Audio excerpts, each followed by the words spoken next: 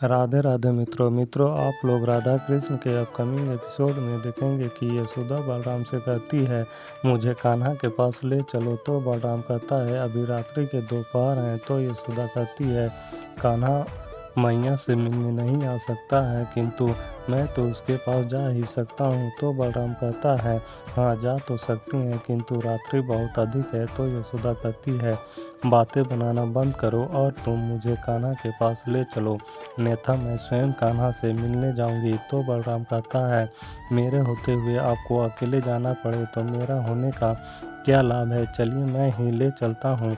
फिर आप लोग आगे देखेंगे कि कृष्ण राधा से कहती है अभी तो केवल एक सुर बजा है, या कहूँ तो एक अकेला आगे बढ़ रहा है, किंतु जब सभी सुर एक साथ बजेंगे तभी तो सरगम बनेगा।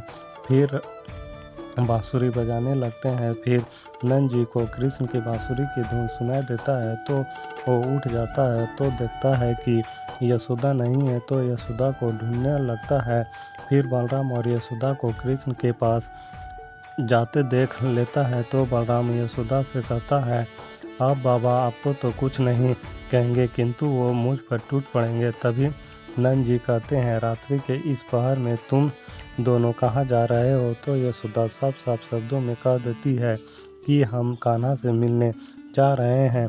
मेरी विनती है आपसे, मुझे रोकिएगा मत। मेरे कानों में बार बार कान्हा के बांसुरी की धुन गूंज रही है और इसी कारणवश मैं स्वयं को उससे मिलने से नहीं रोक पा रही हूँ।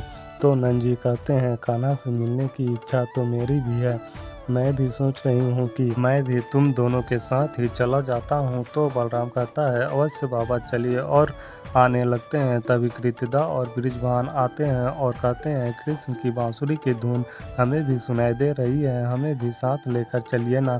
फिर आप लोग आगे देखेंगे कि कृष्ण राधा से कहती है चौथा सुर जुड़ गया है। तो राधा कहती है अभी तो तुम कहे थे कि दूसरा सुर जुड़ा है, तो तीसरा सुर कहाँ आ गया है। तो कृष्ण कहता है अभी अभी ऐसा होता है कि एक साथ दो सुर जुड़ जाते हैं और आगे भी हो सकता है। तो राधा कहती है तुम और तुम्हारी तर्क, मैं तो तुम्हारी मधुर बांसुरी की धुन सुनकर बहुत आनंद में हूँ। तुम बस ऐसे ही मधुर बांसुरी की धुन छेड़ते जाओ और मैं इसकी आनंद लूँगी। फिर आप लोग आगे देखेंगे कि अष्ट सखियाँ बलराम और अन्य सभी के पास आते हैं। तो यशोदा कहती है इतनी रात्रि में तुम सभी कहाँ जा रहे हो। तो विशाखा कहती है कृष्ण की बांसुरी की धुन सुनाई दे रहा है और हम सब से रहा नहीं गया, तो हम सब कृष्ण के पास उससे मिलने जा रहे हैं और आपकी अनुमति लेने आए हैं। तो नंद जी कहते हैं आप सभी को एक जैसा आभास हो रहा है, प्रतीत हो रहा है कि आज कुछ विशेष होने वाला है। तो यशोदा कहती है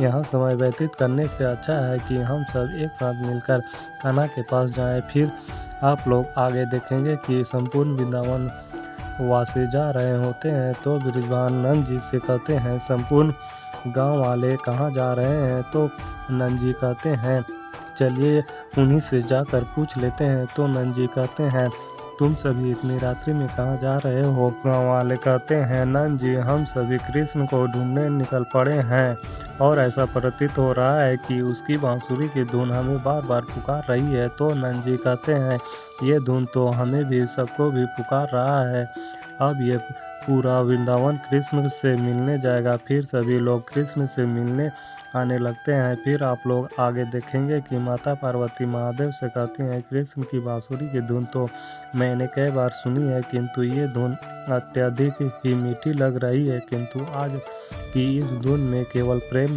की ही नहीं अपितु भक्ति की भी रस घुली हुई है। तो महादेव कहते हैं असंख्य भाव ही तो हैं जो मेरे आराध्या को इतना विशेष बनाते हैं, वो सबके मन में अपना भाव जगाकर अपना बना ही लेते हैं। फिर आप लोग आगे देखेंगे कि सारे गांव लोग कृष्ण के पास पहुंच जाते हैं। तो नंद जी कहते हैं मुझे बहुत बड़ी भूल हो गई है कान्हा, हम सभी को क्षमा कर दो और मैं ही तुम्हें ये वनवास का दंड दे दिया। अब ये मेरा कर्तव्य है कि मैं अपनी भूल को सुधारूं। मेरी तुमसे विनती है कि तुम और राधा हम सभी वृंदावन वासियों के साथ वापस घर चलो। फिर सभी लोग कृष्ण से विनती करने लगते हैं। तो मित्रों इस वीडियो में इतना ही। मित्रों आप सभी को आगे और भी बहुत कुछ देखने को मिलेगा। तो मित्रों जल्द मिलता हूँ और एक नई वीडियो के साथ। तब तक के लिए राधे राधे।